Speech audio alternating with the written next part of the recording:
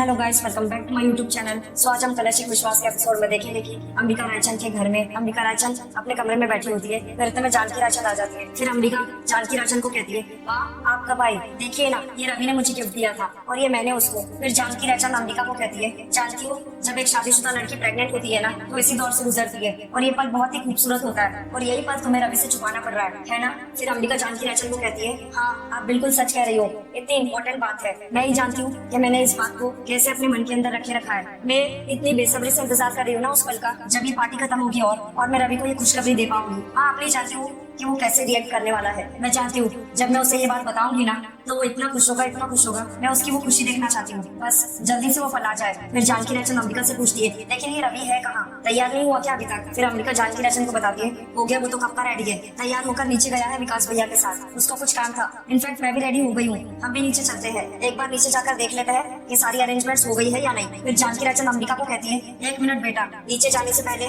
मैं तुम्हें कुछ देना चाहती हूँ। फिर अंबिका जानकी रायचंद से पूछती है, क्या? फिर जानकी रायचंद अंबिका को बंदूक देते हुए कहती है, इसे अपने पास रखो। फिर अंबिका जानकी रायचंद को कहती है, नहीं प्लीज, मुझे इसकी कोई जरूरत भी नहीं है। फिर जानकी रायचंद अंबिका को कहती है, जरूरत है बेटा, मैं जानती हूँ कि कोई खतरा नहीं है, लेकिन फिर भी हम इतना बड़ा रिस्क नहीं ले सकते। निवेदिता अचानक से इस घर में फिर से आ गई है और न जाने किस मकसद से आ गई है। निवेदिता के अलावा इस घर में एक और फैमिली मेंबर है जिससे तुम्हें बहुत बड़ा खतरा है, जो रवि की सक्सेस से बहुत जलता है। और अब तो रवि को अवार्ड मिलने के बाद उसकी जलन और बढ़ गई होगी और न जाने वो क्या कर दे, कुछ भरोसा नहीं है उसका। फिर अंबिका जानकी रायचंद को कहती है, आपका मतलब है मोंटी? फिर जानकी रायचंद अंबिका को बताती है, हाँ बेटा, अब जब तुम्हारी जिंदगी में इतनी बड़ी खुशी आई है तो तुम्हें इन सबसे सावधान रहना होगा, इसीलिए प्लीज इसे अपने पास रख लो। जानकी रायचंद की बात मानकर अंबिका बंदूक को अपने पास रख लेती है। फिर उसी रात को अवार्ड फंक्शन की पार्टी में मंजू और गुरविंदर आपस में बात करते हुए सीढ़ियों से उतरते आ रहे होते हैं। फिर मंजू गुरविंदर को बताती है कि मेरी बहू इतनी अच्छी है, वो मुझे इतनी महंगी महंगी चीजें लाकर देती है। फिर गुरविंदर उदास मुझसे कहती है, दीदी आप अपनी किस्मत अच्छी तरह से लिखा के लाए हो, हमारी ऐसी किस्मत कहाँ। फिर मंजू गुरविंदर को कहती है, तू मेरी बहन है, तू अपना मुंह छोटा मत कर, तुझे जो भी चीज चाहिए तो तू मुझसे मांग लिया कर। फिर गुरविंदर कहती है, सच्ची? फिर मंजू गुरविंदर को कहती है, तेरा तो हक बनता है, तुझे जो चाहिए मांग लिया कर। फिर मंजू गुरविंदर को कहती है,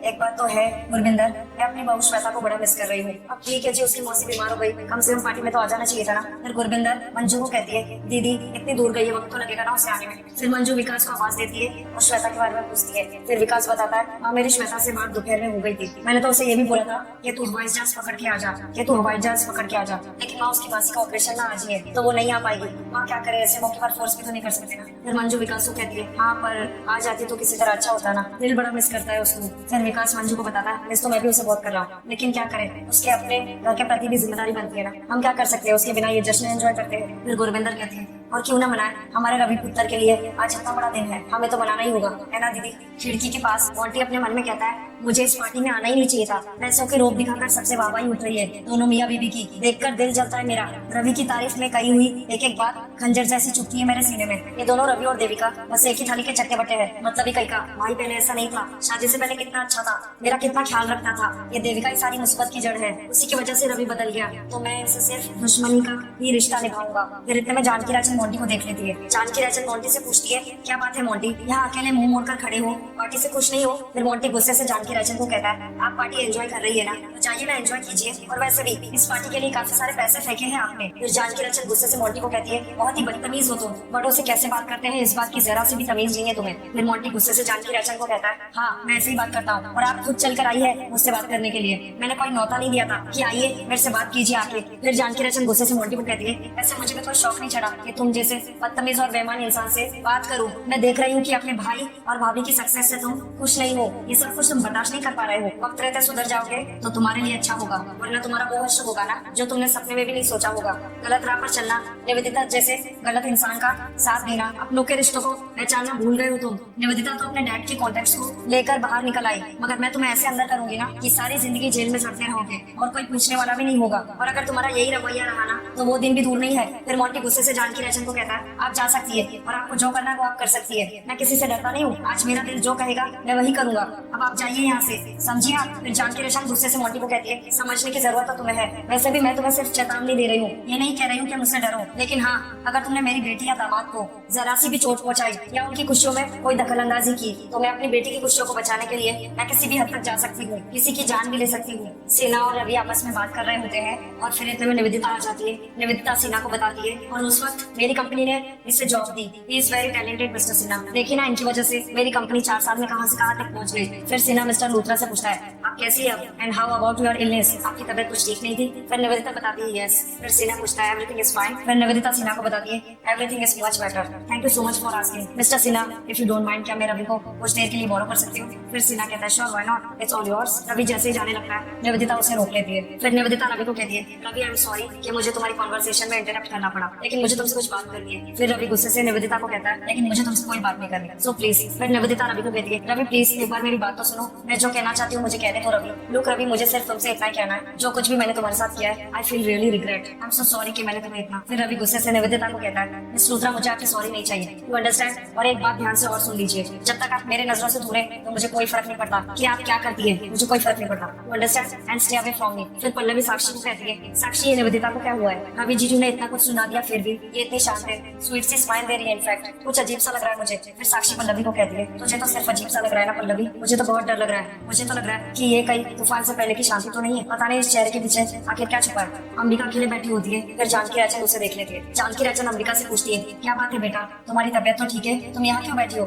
फिर अंबिका जानकी राजन को कहती है, नहीं नहीं माँ, तबियत मेरी बिल्कुल ठीक है, पता नहीं थोड़ा अजीब सा फील हो रहा था, मुझे लगा फिर से चक्कर ना आ जाए, इसलिए यहाँ बैठ गई, अगर चक्कर वक्कर आ गए तो घर में सब लोग खामखा परेशान हो जाएंगे। फिर जानकी राजन अंबिका को बताती है, शुरुआती के दिनों में ऐसा होता है बेटा, लेकिन तुम्हें अपना बहुत ख्याल रखना होगा, खास करके इस नन्ही सी जान का। तुमने सुबह से कुछ खाया है या नहीं? एक काम करती, मैं तुम्हारे लिए कुछ भिजवाती हूँ। फिर इतने में रवि आ जाता है। रवि पूछता है, अरे क्या हुआ, सब ठीक तो है? आप लोग यहाँ पर बातें कर रहे हैं, वहाँ पर सब लोग आपका वेट कर रहे हैं, क्या हुआ देविका को? फिर जानकी राजन रवि को कहती है, कुछ नहीं, बस इसकी तबियत खराब हो गई। फिर रवि कहता है घबराते हुए, तबियत ठीक नहीं है देविका, डॉक्टर के पास चलते हैं। फिर अंबिका रवि को कहती है, नहीं नहीं रवि, ऐसी कोई बात नहीं है, माँ ऐसे ही कह रही है, मजाक कर रही है तुमसे। फिर जानकी राजन रवि को कहती है, हाँ मैं तो बस ऐसे ही कह रही थी, मैं तो ये जानना चाहती थी कि तुम्हें अपनी पत्नी की फिक्र कितनी है। फिर रवि जानकी राजन को कहता है, माँ आपने तो मुझे डरा दिया, मजाक करते हो, वो भी ऐसा। फिर जानकी राजन रवि को कहती है, एक्चुअली क्या बात है ना, उसने सुबह से कुछ नहीं खाया है तो सुबह से थकान हो गई है, ऐसे करती हूँ मैं इसके लिए कुछ भिजवा देती हूँ, ये खा लेगी। फिर रवि कहता है जानकी राजन को, खाना पीना सब बाद में, एक्चुअली क्या है, देविका और मेरा सब लोग वेट कर रहे हैं वहाँ डांस फ्लोर पे डांस करने के लिए, अब पार्टी हम दोनों की है तो डांस करना तो बनता है ना। फिर जानकी राजन घबराते हुए कहती है रवि को, डांस ऐसे हाल में?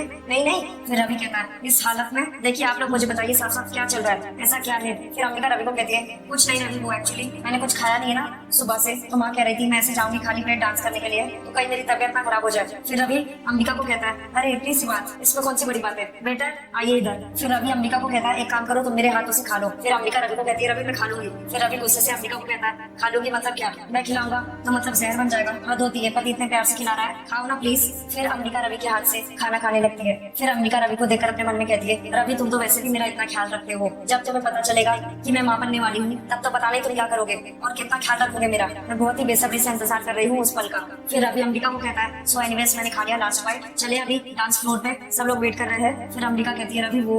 फिर रवि अंबिका से पूछता है, अब क्या हुआ? फिर जानकी राजन अंबिका को कहती है, कुछ नहीं बेटा जाओ, लेकिन ध्यान रखना। हाँ। फिर रवि कहता है, एक सेकंड इशारों इशारों में क्या बात हो रही है, कहीं फिर से आप लोग मेरे खिलाफ कोई प्लान तो नहीं कर रहे? बता दो मुझे, मैं भी तैयारी करके बैठता हूँ। फिर अंबिका रवि को कहती है, नहीं रवि ऐसा कुछ भी नहीं है, क्या उल्टी सुल्टी बातें करते रहते हो, मैं माँ से कह रही थी कि मेरी तबियत बस ठीक है। फिर रवि अंबिका को कहता है, इशारों में क्यों, साफ साफ बोलो ना, शक होता है। फिर जानकी राजन कहती है, मैं तो बस ऐसा ही कह रही थी कि अपना ध्यान रखना डांस करते हुए, अब जाओ भी ले जाओ। फिर रवि जानकी राजन को कहता है, मैं हूँ ना आपकी बेटी और मेरी पत्नी का ध्यान रखने के लिए। फिर जानकी राजन कहती है, यस आई नो दैट। फिर रवि कहता है, सो दैट्स ओके। फिर रवि जानकी राजन से पूछता है, आप नहीं आएंगी? फिर जानकी राजन कहती है, मैं आती हूँ, आप लोग जाइए। फिर विकास माइक में बताता है, मैं अब सबको ये अनाउंसमेंट करने वाला हूँ, एक प्यारा सा रोमांटिक सा कपल डांस पेश किया जाएगा, और ये जो रोमांटिक सा प्यारा सा कपल डांस पेश करेंगे वो कोई और नहीं, वो दुनिया की सबसे खूबसूरत और नायाब जोड़ी है, जो हमारे लिए, आप सभी के लिए एक प्यार की मिसाल बन चुके हैं। So everybody let's clap for Ravi and Devika. Ravi और देविका रोमांटिक से गाने पर डांस करने लगते हैं। फिर साक्षी अपने मन में कहती है, रवि जीजू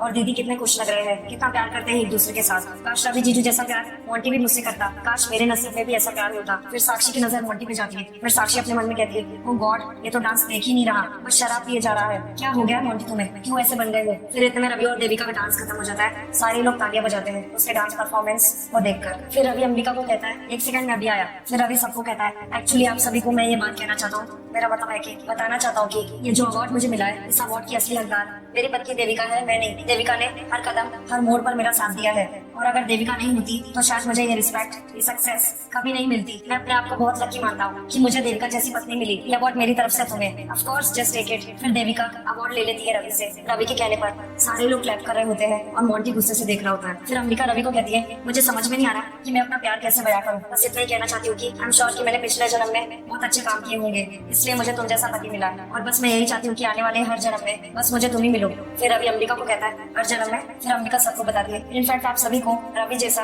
हस्बैंड मिले। फिर रवि अंबिका को गले लगा लेता है। फिर मंजू सबको बताती है, हाय रब्बा कितनी अच्छी जोड़ी है, कितना अच्छा लगा इन लोगों का डांस देखकर। फिर जानकी रचन कहती है, जी हाँ वैसे मंजू जी अपने बच्चों को खुश देखकर कौन सी माँ खुश नहीं होगी। मैं तो कहती हूँ अभी इन दोनों को कभी अलग ना होना पड़े और इनकी जिंदगी में खुशियां खुशियां हो। फिर रेखा जानकी रचन को कहती है, आपने तो मेरे मुंह की बात छीन ली। मैं बस हर वक्त अम्बे माँ से यही मांगती रहती हूँ कि ये दोनों ऐसे ही खुश रहे, सदा एक दूसरे के साथ रहे और इन दोनों को किसी की नजर ना लगे। फिर मंजू कहती है, मुझे आप कैसी बात कर रहे हो? वो मंजू गिरेवाल के रहते हैं किसी की नजर लग सकती है? ओ, अगर किसी ने नजर लगाना है तो मैंने उसका मुंह ही काला कर देना है। फिर पल्लवी साक्षी से पूछती है, क्या हो गया तुझे अचानक? अब तक तो जीजू और दी का डांस देखकर इतनी खुश थी, अचानक से इतनी अपसेट कैसे हो गई? कहीं तू जेलस तो नहीं कि अपनी फेवरेट ड्रेस तूने मुझे दे दी? फिर साक्षी पल्लवी को कहती है, मैं क्यों जेलस होंगी तुझसे, और वैसे भी मैं चाहती थी कि तू ये ड्रेस पहने आज, देख तो कितनी खूबसूरत लग रही है आज। फिर पल्लवी साक्षी से पूछती है, तो फिर तो क्या बात है, तेरा चेहरा इतना फीका क्यों पड़ गया? फिर साक्षी उदास होकर पल्लवी को बताती है, पल्लवी मैं ना मोंटी के बारे में सोच रही थी, मुझे समझ नहीं आता वो कब सुधरेगा, उसे कब रियलाइज होगा कि उसकी बीवी है जो उससे बहुत प्यार करती है। पल्लवी मेरी भी कुछ चाहते हैं, मैं भी चाहती हूँ कि हम दोनों के रिश्ते में बहुत सारी खुशियां हों,